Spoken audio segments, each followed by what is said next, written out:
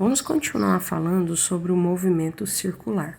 Bom, em uma volta completa, quando é uma volta numa circunferência completa, a distância percorrida, que é esse ΔS aqui, vai ser a distância de uma circunferência, que é 2π vezes r, e esse r representa o raio.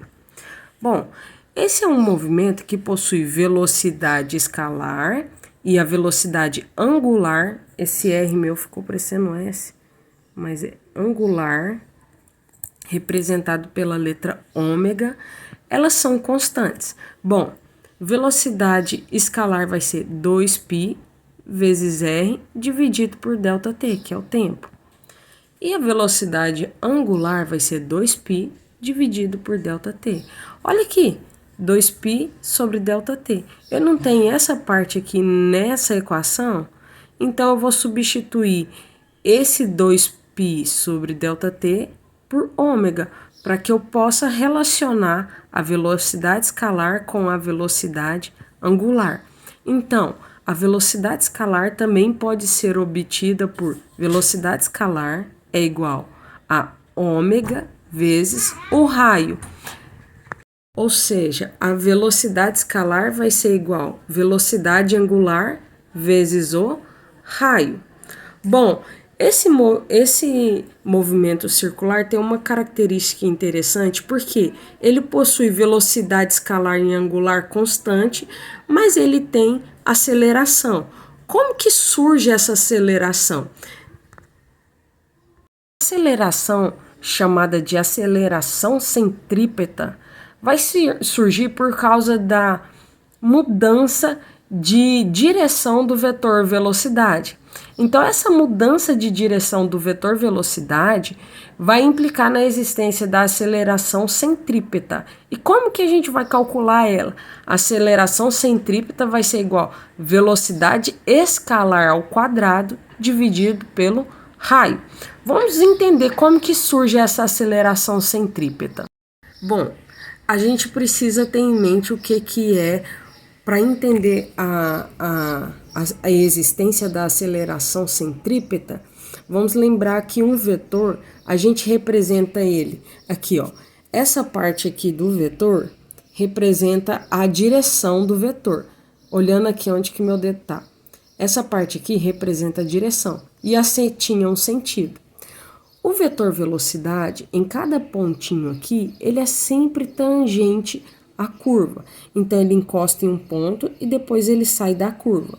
Ele tem sempre a direção tangente à curva, independente de onde esteja. Se ele está aqui, ele encosta aqui e depois sai da curva. Ele encosta aqui, sai da curva. Ele encosta aqui e sai da curva.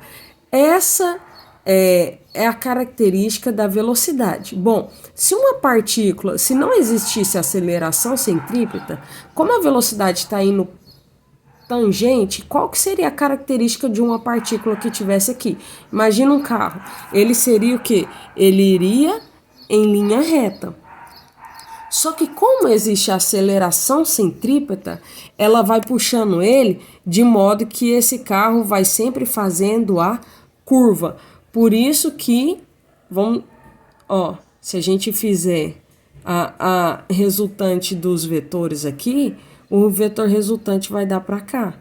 Então, em cada ponto aqui que tem uma velocidade tangente saindo da curva, tem um vetor da aceleração centrípeta puxando para o centro da curva. A aceleração centrípeta tem a direção radial, essa aqui é a direção dela, sempre na direção do raio, por isso que é dita radial, com o sentido sempre para o centro da circunferência. Aqui no outro exemplo, direção radial, sentido para o centro da circunferência. Direção radial, sentido para o centro. Direção radial, sentido para o centro. Então,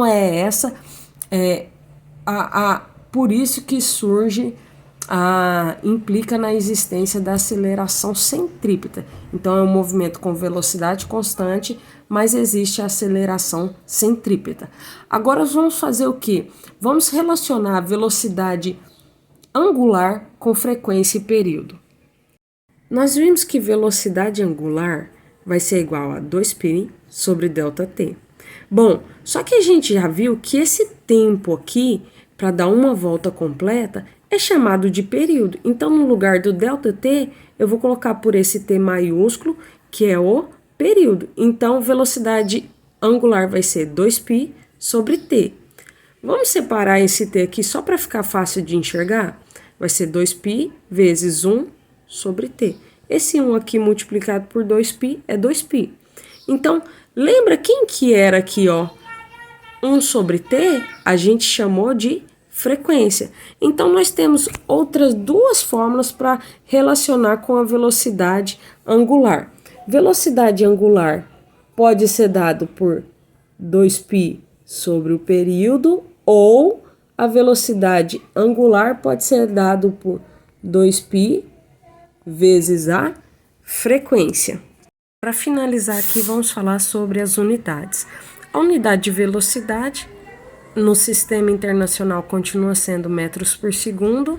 A unidade de aceleração centrípeta continua sendo metros por segundo ao quadrado.